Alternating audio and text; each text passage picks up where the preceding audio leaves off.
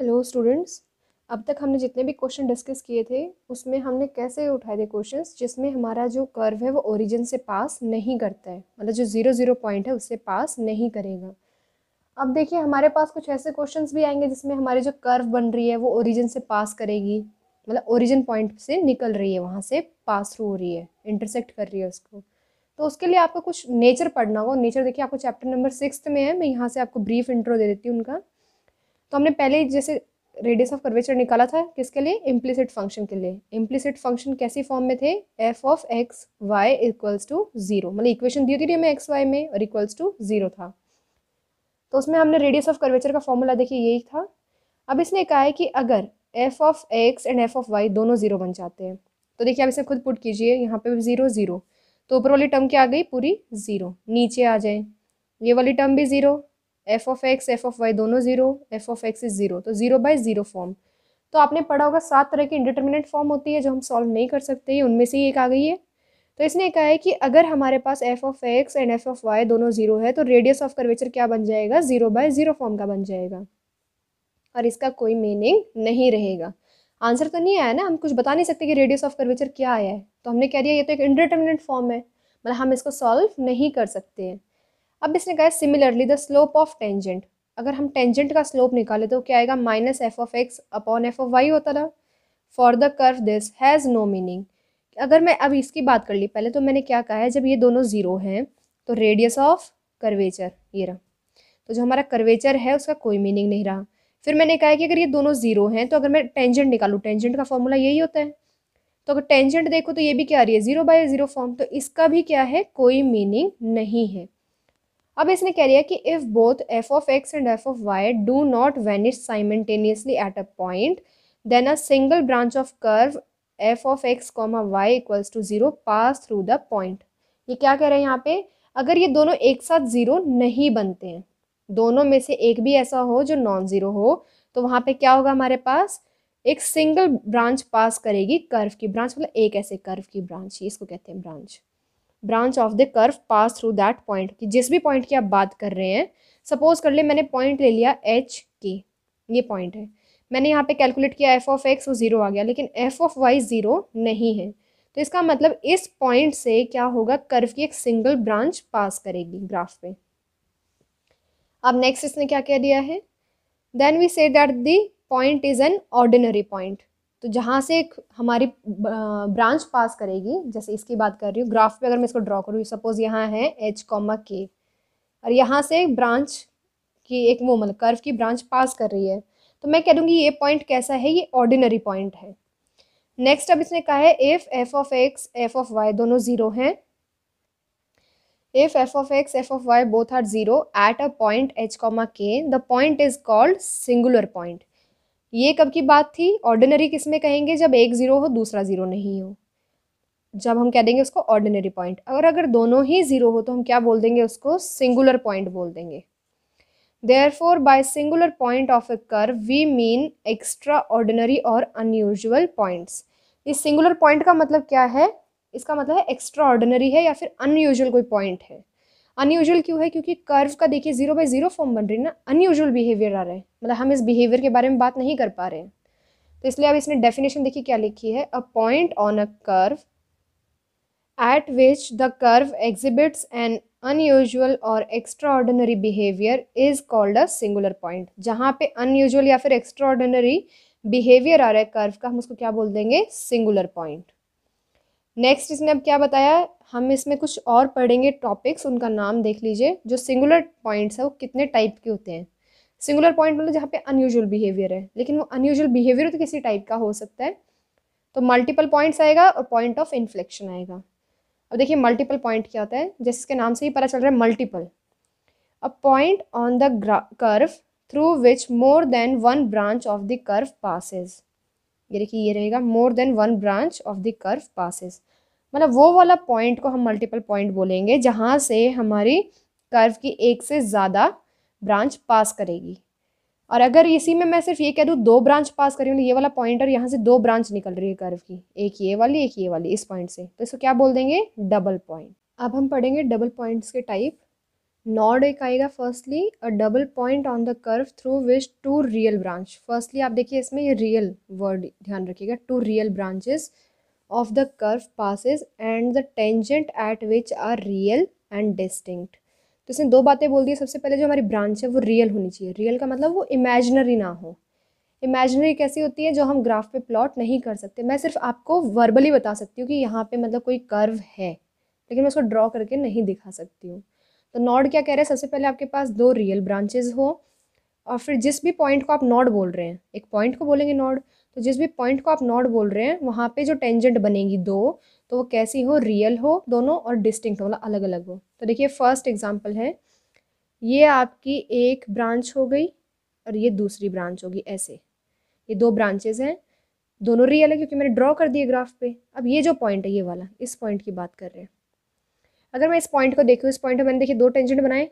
इसके लिए ये जो कर्व है ऐसे, अभी जो देखिए मैं सर्कल कर रही हूँ ऐसे बना रही हूँ, इस पॉइंट पे ये टेंजेंट है और अब जो ये वाली कर्व है इतनी, इस पे ये टेंजेंट है। तो दोनों टेंजेंट कैसी है, रियल है क्योंकि ड्रॉ हो रही है ग्राफ पे, और डिस्टिंक्ट है, अलग अलग है। तो इस पॉइंट को हम क्या कह देंगे, इस वाले पॉइंट को नॉड बोल देंगे। ऐसे ही नेक्स्ट आता है cusp, a double point on the curve through which two real branches of the curve pass and the tangent at which are real and coincident। अब इसने क्या कहा है, फिर से दो रियल ब्रांच हो। अब वो दो रियल ब्रांच है, कहीं ना कहीं पे मिल रही होगी, तो जिस पॉइंट पे वो मिल रही है वहाँ पे जो टेंजेंट बनेगी वो दोनों रियल होगी और कोइंसिडेंट होगी, मतलब एक ही टेंजेंट आ जाए। तो देखिए एक मेरे पास कर्व ये थी, ये दूसरी कर्व है, दो कर्व हो गई। अब मैं इस पॉइंट की बात कर रही हूँ, ये जो ये वाला पॉइंट है, तो इस पॉइंट पे अगर मैं टेंजेंट बनाऊँ तो इस कर्व की भी यही टेंजेंट बनेगी और दूसरी कर्व की भी यही टेंजेंट बनेगी। दोनों की टेंजेंट एक बन गई। रियल है ये टेंजेंट है क्योंकि हम ग्राफ पे ड्रॉ कर रहे हैं, लेकिन कोइंसिडेंट है, मतलब दोनों टेंजेंट एक के ऊपर एक ही है, कोइंसाइड कर रही है। तो इस पॉइंट को हम क्या बोल देंगे, कस्प बोल देंगे। नेक्स्ट आता है हमारे पास कॉन्जुगेट और isolated point. A point P is called a conjugate or an isolated point of the curve if no real branch of the curve passes through P। इसका मतलब क्या है, हमारे पास एक P पॉइंट ले लिया, इसको मैं बोल रही हूँ कॉन्जुगेट है या फिर आइसोलेटेड पॉइंट है कब, जब यहाँ से कोई भी ब्रांच पास नहीं कर रही है। पॉइंट तो है लेकिन यहाँ पे कोई ब्रांच नहीं जा रही ना, इससे मतलब कोई यहाँ से शेप नहीं बन के जा रही है, तो इसको हम क्या बोल देंगे, कॉन्जुगेट और आइसोलेटेड पॉइंट। ये हमने ऊपर जो भी बात की है दिखाए हैं मैंने आपको, नॉड, कस्प, कॉन्जुगेट, ये सब क्या थे, ओरिजिन पे, जो हमने ओरिजिन की बात की थी ना, ओरिजिन पे कर्व का कैसा नेचर होगा, मतलब वो नॉड बनेगी, कस्प बनेगी या फिर कॉन्जुगेट या आइसोलेटेड पॉइंट होगा। अब हम कह रहे हैं कि हमारा जो वर्किंग रूल है वो देखेंगे। Working rule to determine the nature of the origin, की ओरिजिन पे कैसी कर्व बन रही है, if it is a double point, सिर्फ डबल पॉइंट लेके चल रहे हैं।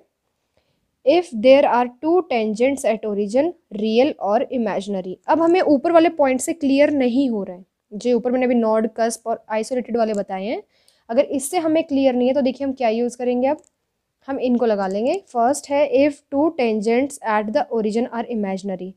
अगर ओरिजिन पे दो टेंजेंट बनी है और दोनों कैसी है, इमेजनरी है, then the origin is a conjugate. तो क्या हो जाएगा, वहाँ पे क्या बन जाएगा, कॉन्जुगेट बन जाएगा। और एन आइसोलेटेड पॉइंट, दोनों में से ये बोल देंगे हम। अब देखिए इसने आगे क्या कहा है, if the two tangent at the origin are real and distinct, दोनों कैसी हैं, रियल है और अलग अलग है, then the origin may be a node और अ कॉन्जुगेट। अब इसने लिख दिया कि या तो नॉड हो सकती है या कॉन्जुगेट। अब वो पता कैसे चलेगा, अगर रियल है, हमारे जो टू कर्व हैं वो रियल है तो क्या बनेगी, नॉड, अगर वो इमेजिनरी है तो क्या बन जाएंगी, कॉन्जुगेट। नेक्स्ट ऐसे ही इसने और बताई है हमें प्रॉपर्टीज जिनसे हम चेक कर सकते हैं। If the two tangents at origin are real and coincident, then the origin may be a cusp और अ कॉन्जुगेट पॉइंट। अब कस्प कब होगी, जब हमारी ओरिजिन पे जो कर्व हो कैसी हो, रियल हो, तो हम उसे क्या बोल देंगे, कस्प। और अगर वो इमेजिनरी है तो हम उसे क्या बोल देंगे, यहाँ पे कॉन्जुगेट। नेक्स्ट ऐसे ही है, आप इनको भी चेक करें दोनों को। इसमें सिर्फ क्या बताया है इसने, in second and third above we are doubtful about the nature of double point. अगर हमें अभी भी डाउट है तो हमें इसने दो और बता दिए हैं वे कैसे हम चेक कर सकते हैं, एक एक्स के लिए एक वाई के लिए। If y equals to 0 is a cuspidal tangent, मतलब कस्प, अगर y इक्वल्स टू 0 आपने पुट किया जो हमें दिया है, और वहाँ पे क्या बन रही है, जो टेंजेंट है वो कस्प बन रही है। टेंजेंट कैसी है, कस्प है, तो उसको क्या बोल देंगे, cuspidal tangent at the origin. Then neglect the cube and higher power of y from the equation of curve and solve the equation for y।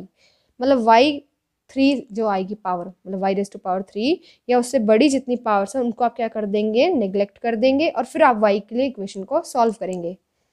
If for small enough value of x, two real values of y are real, then the branch of the curve through origin are real, otherwise imaginary। अब हम ये देख लेंगे, अगर हमें branches है ना, branches नहीं पता चल रही मुझे कैसी हैं, ब्रांचेज रियल है या इमेजनरी है, क्योंकि हम ऊपर वाले केस कब लगाएंगे, जब मुझे ये पता हो कि ब्रांच रियल है तो कस बन रही है, इमेजनरी तो क्या बन रही है, कॉन्जुगेट।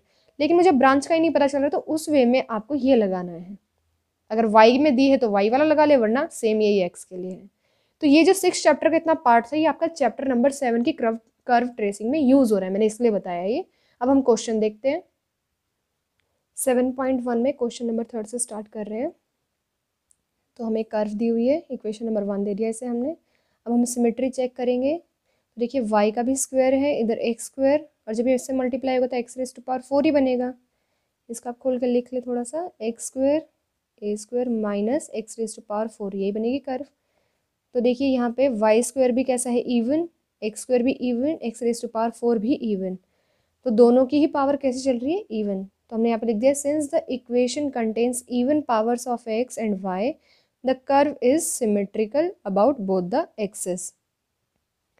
नेक्स्ट अब हम चेक करेंगे ओरिजिन। तो ओरिजिन कैसे चेक करना है हमें, तो देखिए यहाँ पे, the curve passes through the origin, the tangent at the origin. अब जो हमने ओरिजिन की बात की है, अब कर्व वहाँ से पास कर रही है। आप इसमें x0 और y0 रखें तो क्या बनेगा, यहाँ पे 0 इज इक्वल्स टू 0 ट्रू हो गया। तो यहाँ पे इसका मतलब क्या बन जाएगा कि ये हमारी कर्व ओरिजिन से पास कर रही है। तो हमने लिख दिया, the curve passes through the origin, the tangent at origin. अब हम उस ओरिजिन पे टेंजेंट भी निकालेंगे। नेक्स्ट हमारा ये स्टेप रहेगा, the tangent at origin are. कैसे निकालेंगे, देखिए ये रख दिया हमने, जो हमारी लोवेस्ट डिग्री टर्म होती थी हम उनको इक्वल रखते थे, इक्वल्स टू 0, तो लोवेस्ट डिग्री टर्म यही बन रही है हमारी। दोनों को सॉल्व किया तो y equals to x and y equals to -x, यही बन रहा है। तो इसको अब हम ड्रॉ कर लेते हैं साथ साथ। तो पहले x एक्सिस बनाते हैं, देन y एक्सिस, ये x, ये y एक्सिस बन गई हमारी। अब इसने क्या कहा है हमें, ओरिजिन पे टेंजेंट कौन है, y equals to x and y equals to -x। तब हम वही करेंगे, y इक्वल्स टू x का मतलब ये वाली स्ट्रेट लाइन है, एक टेंजेंट हमारी, दूसरी y इक्वल्स टू -x, वो ये बन गई है। ये है y equals to x tangent, और ये है y इक्वल्स टू -x, ये दो टेंजेंट बना ली हमने। अब नेक्स्ट स्टेप देखते हैं। नेक्स्ट एसिम्प्टोड आपने चेक किए होंगे, तो एसिम्प्टोड इसमें कोई नहीं आ रहा है। अब हमने पॉइंट ऑफ इंटरसेक्शन निकालना है। तो देखिए पॉइंट ऑफ इंटरसेक्शन में भी एक नया काम आ जाएगा जब हमारे पास ये ओरिजिन बन गया है। तो point of intersection, put x equals to 0 हम पुट करते थे in first, we get y equals to 0। The curve meets the y axis at origin, कि y एक्सिस कहाँ मीट करेगी, ओरिजिन पे। तो ओरिजिन हमने पॉइंट ऑफ इंटरसेक्शन ले लिया। नेक्स्ट अब इसने क्या कहा है, put y equals to 0 in first, तो हमारे पास क्या आ गया, x is equals to +-a। So the curve meet the x axis at origin, and कौन से दो पॉइंट आ गए, ये दोनों, इन पे लगा लेते हैं x -a y0, यहाँ पे आ जाएगा x -a y0। तो ये वाले 3 पॉइंट मिल गए हमें पॉइंट ऑफ इंटरसेक्शन। अब देखिए इसने क्या कहा है, ये वाला स्टेप आपका क्यों आया है, पहले मैं ये एक्सप्लेन करती हूँ फिर आएंगे इस पर। देखिए आपको ये दिख रही होगी, एक हमने फिगर बनाई हुई है यहाँ पे, तो ये हमारा x एक्सिस होगी, ये y।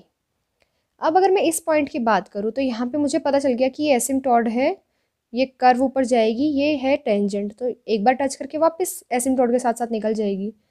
ऐसे ही मैं क्या करती, अगर सिमेट्रिकल अबाउट x एक्सिस है तो मैं यहाँ पे भी सेम बना देती, इतना ठीक है ना।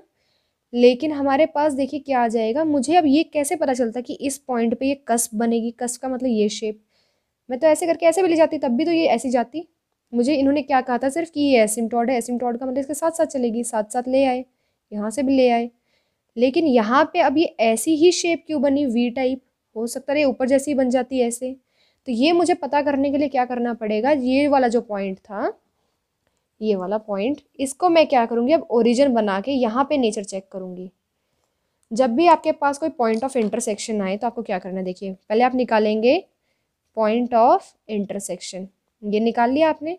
नेक्स्ट अब आप चेक करेंगे वहाँ पे ओरिजिन को शिफ्ट करेंगे, जो आपका पॉइंट ऑफ इंटरसेक्शन अब उसको नया ओरिजिन मानेंगे। फिर ओरिजिन का नेचर चेक करेंगे कि वहाँ पे नॉड बन रही है, कस्ब बन रही है, या फिर कॉन्जुगेट पॉइंट बन रहे हैं। तो वो शिफ्टिंग कैसे करनी है वो आपके देखिए यहाँ पे इन्होंने बता भी रखी है।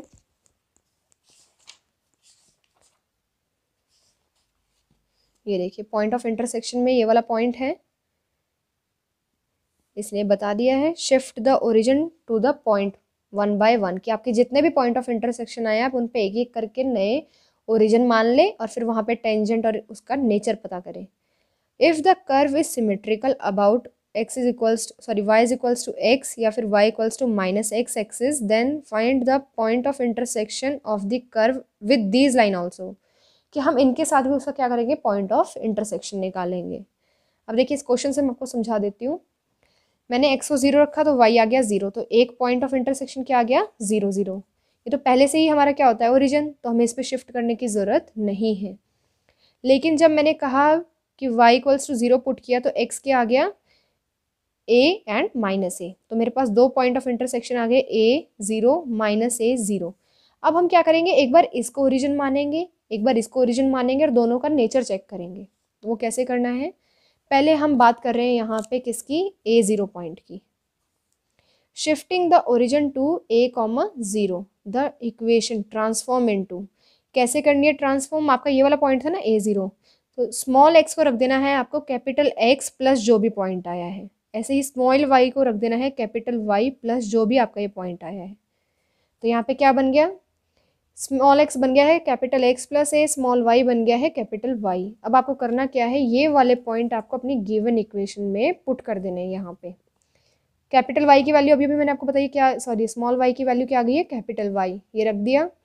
फिर आप स्मॉल x की वैल्यू पुट कर देंगे कैपिटल X प्लस a, ये बन जाएगी। देखिए आपकी पूरी equation capital X and capital Y में चेंज हो गई है। अब आप इस ओरिजिन पे, मतलब जो ये नई इक्वेशन आई है, इसका टेंजेंट निकालेंगे। टेंजेंट का मतलब लोवेस्ट डिग्री टर्म को 0 के इक्वल पुट करना, कर दिया। तो हमारी टेंजेंट क्या आ गई, capital X is equals to 0। तो हमारे पास अब कैपिटल X की वैल्यू आ गई है, तो हम यहाँ पे पुट करके स्मॉल x निकाल लेते हैं। कैपिटल X हमारे पास क्या आया है, 0, तो कैपिटल X को 0 पुट करेंगे तो स्मॉल x क्या आ जाएगा, हमारे पास a आ गया है। तो इसका मतलब इस पॉइंट पे जो हमने लिखा था a, 0 पॉइंट पे जो हमारी टेंजेंट है वो क्या आई है, x इक्वल्स टू a। अब हम इसको ड्रॉ कर लेते हैं।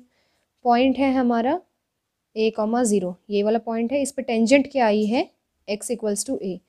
x इक्वल्स टू का मतलब ये स्ट्रेट लाइन आ गई, ये टेंजेंट बन गई है इस पॉइंट पे। इतना ठीक है। नेक्स्ट अब हम देखते हैं, ऐसे ही दूसरा पॉइंट ले लेंगे माइनस a, 0, तो इस पे हमारी जब आप सॉल्व करेंगे तो क्या आएगी tangent, x equals to minus a। x equals to minus a मतलब ये वाली स्ट्रेट लाइन, ये हमारे पास दो टेंजेंट ये आ गई, दो टेंजेंट ये थी पहले से ही। तो अब हम इनके बीच में ड्रॉ करना है फिगर, तो आगे देखते हैं हम क्या क्या पॉइंट्स सॉल्व कर सकते हैं। नेक्स्ट हमने ले लिया है रीजन। रीजन के लिए क्या किया, y की वैल्यू निकाली, प्लस माइनस में आ गई ये टर्म। तो आपको देखिए रीजन में क्या चाहिए होता है कि y रियल हो, जो भी लेफ्ट हैंड साइड पे कैसा हो, रियल। रियल का मतलब आयोटा ना आए, तो आयोटा सिर्फ कौन बना सकता है, अंडर रूट में -1। तो ये कभी भी अगर पॉजिटिव नेगेटिव नहीं होगा तो ये हमेशा रियल रहेगा। इसको नेगेटिव नहीं होने देना है, इसका मतलब कैसा रखना है, ग्रेटर देन इक्वल टू 0 रखना है। अब यहाँ पे फॉर्मूला लगा दिया, a minus b, a plus b, यही था ना, a square minus b square का फॉर्मूला वो लगा दिया। ये दोनों कब होंगे अब पॉजिटिव, या तो ये भी पॉजिटिव, ये भी पॉजिटिव है, ये भी नेगेटिव और ये भी नेगेटिव। ये आप एक बार खुद सॉल्व करके देखेंगे, नहीं होता तो आप मुझे बता देंगे, फिर मैं आपको पूरा इसका बता दूंगी, क्योंकि मैंने पहले ऐसा क्वेश्चन करा दिया है, इसलिए आप खुद देखिए। तो x कहाँ बिलोंग कर रहा है, माइनस a से लेके प्लस a के बीच में। तो माइनस a से लेके प्लस a, तो यही है ना, x माइनस a से लेके प्लस a के बीच में, मतलब यहाँ पे बनेगी हमारी कर्व। और ये क्या थी, टेंजेंट थी। टेंजेंट का मतलब कर्व यहाँ से आपकी टर्न हो रही है, सिमिलरली यहाँ से भी टर्न हो रही है, क्योंकि इस साइड तो है ही नहीं अब कर्व, कर्व है ही कहाँ, इस रीजन के अंदर बन रही है। तो नेक्स्ट देखिए अब हम क्या बता रहे हैं, the whole curve lie between the lines x equals to plus minus a, मतलब x इक्वल्स टू ए और x equals to minus a, इनके बीच में हमारी कर्व लाई करेगी। अब हम स्पेशल पॉइंट निकाल लेते हैं। स्पेशल पॉइंट हमने ले लिया, वाई स्क्वायर लिया, यहाँ पे y निकाल लिया, अंडर रूट हटा दिया है, dy बाई डी एक्स निकाला, ये आप देख सकते हैं यहाँ पे क्वेश्चन रूल्स मल्टीप्लिकेशन रूल से, फर्स्ट x ले लिया है, सेकेंड इसको ले लिया है, तो ये आ गया है हमारे पास। अब इसको सॉल्व करना है, dy बाई डी एक्स को अगर हम जीरो पुट करते हैं तो ऊपर वाली टर्म क्या बनेगी, इक्वल टू जीरो, क्योंकि नीचे वाली तो इसके पास चली जाएगी ना ऐसे। तो यहाँ पे क्या आ जाएगा, dy बाई डी एक्स को अगर हम जीरो पुट करेंगे तो ये वाली टर्म किसके इक्वल बन जाएगी, जीरो की इक्वल। तो x इक्वल्स टू क्या आ गई वैल्यू, एक तो plus a by root two, दूसरी आ गई है minus a by root to.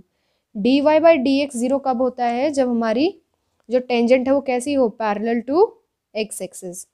इसका मतलब हमारे पास इस पॉइंट पे क्या बनेगी, पैरेलल टू x एक्सिस। तो अब हम निकाल लेते हैं, ये वाला पॉइंट जब हम पुट करेंगे अब तो ये पॉइंट कहाँ आएगा। अच्छा, इसके लिए आपको एक और चीज़ निकालनी पड़ेगी, वो देख लेते हैं। हमें तो अभी सिर्फ x पता चला है ना, मैं एक पॉइंट ले रही हूँ, x अभी मेरे पास आया है, सपोज कर ले a by root two, minus वाला बाद में लेंगे, पहले प्लस वाला लिया है। तो जब x a by root two है तो हमारी जो गिवन इक्वेशन है कर्व की ये वाली, हम इससे क्या निकाल लेंगे, y निकाल लेंगे, x की वैल्यू पुट कर देंगे यहाँ पे भी और यहाँ पे भी, तो y आ जाएगा। तो सॉल्व करने के बाद y क्या आएगा हमारा, a बाई टू आएगा।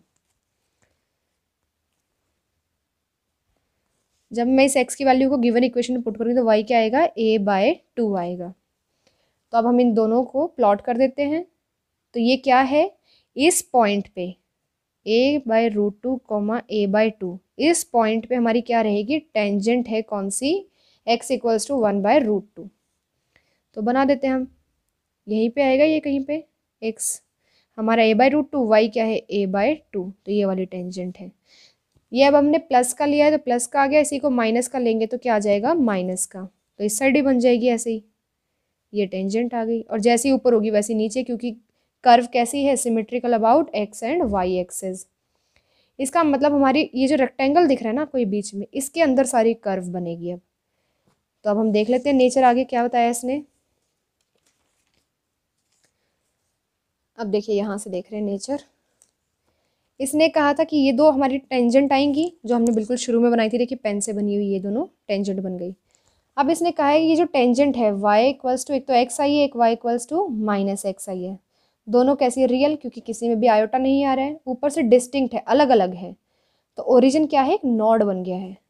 नॉड का मतलब मैं आपको यहाँ बना के दिखाती हूँ, अगर इस साइड से बना रही हूँ तो ये ऐसे आएगी, इस पॉइंट को टच करते हुए, जो ये point dy by d x equals to zero put करके आया था, और ये ऐसे नीचे चली जाएगी क्योंकि ये क्या है, टेंजेंट ये वाला है, तो इसको टच करते हुए ऐसे आ जाएगी। ऐसे ही इस साइड पे भी क्योंकि सिमेट्रिकल है, नॉड का मतलब यही शेप थी, तो ये शेप हमने देख ली है। अब जैसी इधर बनेगी वैसी ही y इक्वल्स टू दूसरे साइड पे बनेगी, तो ये ऐसे आ गई, ये बन गई है, ये हमारी शेप आ गई, एग्जैक्टली सेम बनेगी। थोड़ी आपको डिफरेंट लग रही होगी क्योंकि यहाँ पे मैंने थोड़ा बड़ा ले लिया है सर्कल, दोनों एग्जैक्टली सेम बनेगी। तो अब आप ऐसे ही इस क्वेश्चन को एक और बार ट्राई करें और बाकी क्वेश्चन आप देखें, अगर कोई दिक्कत आती है तो आप उनमें मुझे बता दें फिर।